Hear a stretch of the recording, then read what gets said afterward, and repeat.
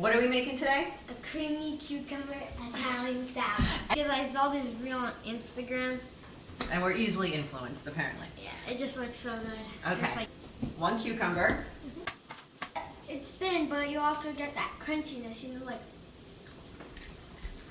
Yeah. Thin yet crunchy. Mayonnaise. A little red wine vinegar. We're gonna do red wine vinegar. Olive oil. Ollie.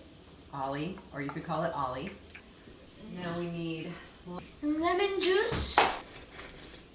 Ooh. A little squeeze of honey.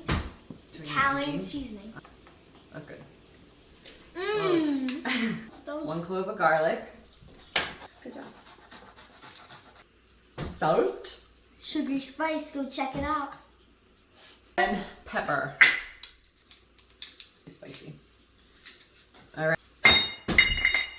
All right, now we need to put this on Very tight. tight. Yeah.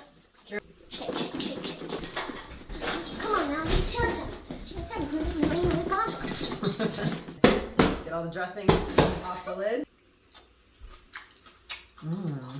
Crunchy.